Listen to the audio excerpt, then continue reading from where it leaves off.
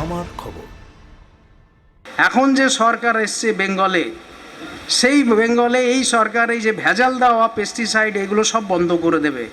আমাদের মাননীয় মুখ্যমন্ত্রী যে হিসাবে কদম চালিয়েছে 15 দিনের মধ্যে, আমাদের আশা যে উনি এইসব ভেজাল সিড, ভেজাল পেস্টিসাইড সব বন্ধ করার জন্য এজেন্টগুলোকে ভালো মতো হুঁশিয়ারি দেবেন, কারণ এটা হলে কৃষকদের ভালোই হবে। রাজ্যে বিজেপি সরকার আসাতে খুব ভালো একটা প্ল্যাটফর্ম তৈরি হয়েছে। ভেজাল বীজ, ভেজাল কীটনাশক বন্ধ করে দেবেন রাজ্যের মুখ্যমন্ত্রী শুভেন্দু অধিকারী। বিশ্বভারতী রাজ্যের সঙ্গে তাল মিলিয়ে পরিকল্পনা ভালো মতো করতে পারবে বলেই মত প্রকাশ করলেন বিশ্বভারতীর উপাচার্য ডক্টর প্রবীর কুমার ঘোষ। কেন্দ্রীয় সরকারের উদ্যোগে 1 জুন থেকে 30 জুন 2026 পর্যন্ত সারা বীরভূম জেলায় মাসব্যাপী ক্ষেত বাঁচাও কর্মসূচির সূচনা হয়। সোমবার বিশ্বভারতী রথীন্দ্র কৃষি বিজ্ঞান কেন্দ্রে আয়োজিত উদ্বোধনী অনুষ্ঠানে উপস্থিত ছিলেন বিশ্বভারতীর উপাচার্য ডক্টর প্রবীর কুমার ঘোষ, লাভপুরের বিধায়ক দেবাশিস ওঝা, ডিডিএ বীরভূম সন্দীপ চ্যাটার্জি, পল্লী শিক্ষা ভবনের অধ্যক্ষ পরেশচন্দ্র কোলে, অধ্যাপক পার্থপ্রতিম ধর, অধ্যাপক বিনয় কুমার সোরেন এবং রথীন্দ্র কৃষি বিজ্ঞান কেন্দ্রের প্রধান বিজ্ঞানী ডক্টর সুব্রত মণ্ডল। অনুষ্ঠানে বক্তব্য রাখতে গিয়ে উপাচার্য ডক্টর প্রবীর কুমার ঘোষ বলেন, রাজ্যে নতুন সরকার গঠনের ফলে কৃষিক্ষেত্রে উন্নয়নের একটি ইতিবাচক পরিবেশ তৈরি হয়েছে। ভেজাল বীজ ও ভেজাল কীটনাশকের ব্যবহার রোধে সরকারের উদ্যোগে কৃষকদের উপকারে আসবে বলেও তিনি আশা প্রকাশ করেন। পাশাপাশি বিশ্বভারতী ও রাজ্য সরকারের সমন্বিত পরিকল্পনার মাধ্যমে কৃষি উন্নয়নের কাজ আরও এগিয়ে নিয়ে যাওয়া সম্ভব হবে বলে মত প্রকাশ করেন তিনি। ক্ষেত বাঁচাও কর্মসূচির মূল লক্ষ্য হল কৃষি জমির উর্বরতা ও পরিবেশগত ভারসাম্য রক্ষা। ক্ষেত কেন বাঁচাতে হবে, আমরা কি করেছি যে ক্ষেত বাঁচাতে হবে, এই প্রশ্নটা প্রথমে আপনাদের মনে মনে যদি ভাবেন তাহলে উত্তরও পেয়ে যাবেন। আমি যদি ধানের জমির কথা বলি, ধানের জমিতে আমরা বস্তার পর বস্তা ইউরিয়া কিংবা ডিএপি দিয়ে যাচ্ছি।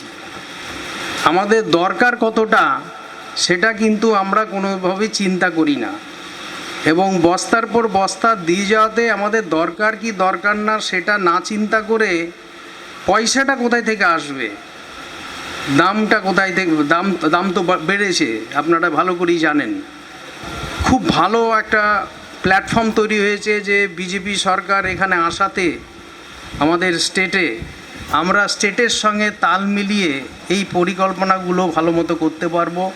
স্টেট গভর্নমেন্টের যে ডেপুটি ডাইরেক্টর এখানে প্রেজেন্ট আছেন আর যে এমএলএ সাহেব আছেন, আমরা যদি একটা পুরো বছরের যদি একটা পরিকল্পনা করে নিই যে এই গ্রামগুলোর এই জমিগুলো এখনও টেস্ট করা হয়নি, কিংবা যেগুলো 4 বছর 5 বছর আগে টেস্ট করা হয়েছে সেটা আবার টেস্ট করতে হবে।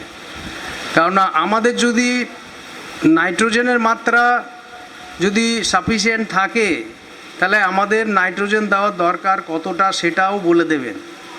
তো আমরা আননেসেসারিলি আমরা কেন পয়সা খরচা করব, এইটা ব্যাপারটা এখন আমরা ব্যালেন্স যেটা করি। সেকেন্ড জিনিস হচ্ছে যে আমাদেরকে আমরা খালি নাইট্রোজেনই দিয়ে যাচ্ছি, ইউরিয়া ডিএপি দিয়ে যাই, তো ডিএপি কিংবা ইউরিয়া দিয়ে যায়। একটা তো বললাম যে যথেষ্ট পরিমাণ আমরা দিয়ে যায় যেটা দরকার হয় না। এই যে দিয়ে যায় সেটাতে হচ্ছেটা কি, যদি একটা যে গাছের একটা নেওয়ার ক্ষমতা থাকে তারপরে বেশি নেবে না। যেমন আমাকে যদি সমস্ত কিছু খাবার দিয়ে দেওয়া হয়, আমার যতটা সাধ্য ততটাই খাবো, গাছ নেওয়ার পরে কিন্তু সেইটা জমিতে থেকে যায় এবং এই জলের সঙ্গে সেটা কিন্তু চলে গেল জলে নিচে গ্রাউন্ড ওয়াটার। তো এই নাইট্রোজেনটা গিয়ে কিন্তু গ্রাউন্ড ওয়াটার পলিউশন করছে। অনুষ্ঠানে কৃষকদের উদ্দেশ্যে বিজ্ঞানীরা জানান, জমি রক্ষার জন্য রাসায়নিক সারের ব্যবহার কমাতে হবে, জৈব সারের ব্যবহার বৃদ্ধি করতে হবে এবং জল অপচয় বন্ধ করতে হবে। এছাড়াও নিয়মিত মাটি পরীক্ষার গুরুত্বের উপর বিশেষ জোর দেওয়া হবে। বিজ্ঞানীদের মতে জলবায়ু পরিবর্তনের প্রভাব সময়ের সঙ্গে মাটির গুণগত বৈশিষ্ট্যও বদলাচ্ছে, তাই নির্দিষ্ট সময় অন্তর মাটি পরীক্ষা করলে জমির প্রয়োজন অনুযায়ী সারের সঠিক মাত্রা নির্ধারণ করা সম্ভব হবে, যা একদিকে উৎপাদন বৃদ্ধি করবে, অন্যদিকে মাটির স্বাস্থ্যও বজায় রাখবে। এদিনের অনুষ্ঠানে কয়েকশো কৃষক ও কৃষানি অংশগ্রহণ করেন। অনুষ্ঠানের মঞ্চ থেকে কৃষকদের হাতে ধনিচা বীজ, উন্নত মানের সজিনা গাছের চারা, এবং মাটি পরীক্ষার শংসাপত্র তুলে দেওয়া হয়। বক্তারা কৃষকদের টেকসই কৃষি পদ্ধতি গ্রহণ করে জমির স্বাস্থ্য রক্ষার আহ্বান জানান। আমাদের শুধুমাত্র ঘরগুলো আগুন লাগিয়ে পুড়িয়ে দেওয়ার ফলে পলিউশন যেটা হচ্ছে, তার থেকে আমার মনে হয় মাটিগুলো অনেক বেশি হার্ড হয়ে যাচ্ছে আগুনের তাপে, এবং তার ফলে ফসলের উৎপাদনের ব্যাহত হতে পারে।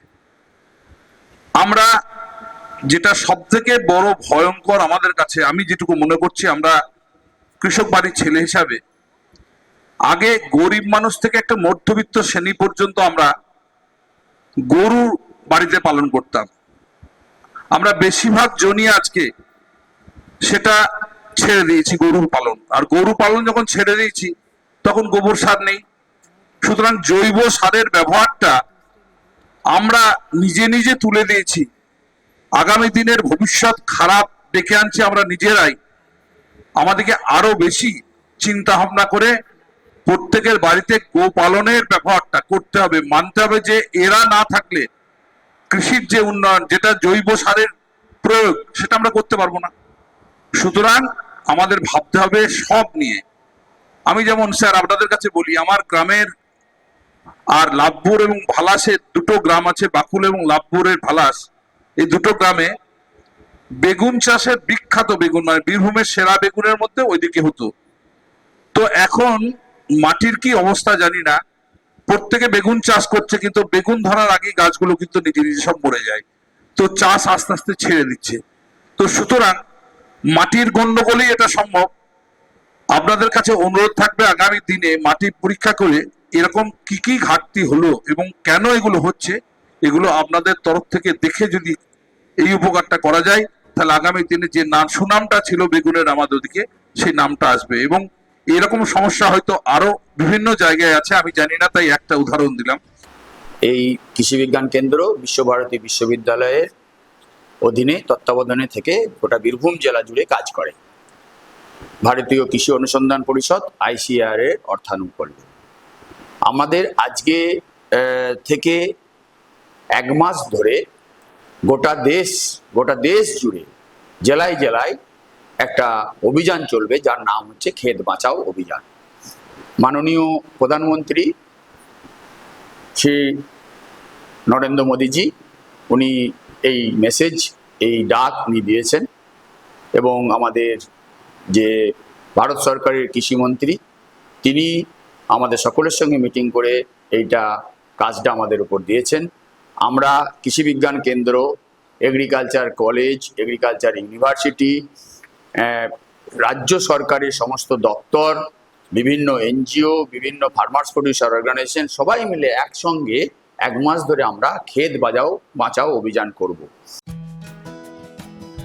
বাসন্তী দেবী গাঙ্গুলি ফাউন্ডেশনের বৃদ্ধাবাস সেবা করাটাই মূল উদ্দেশ্য আমাদের।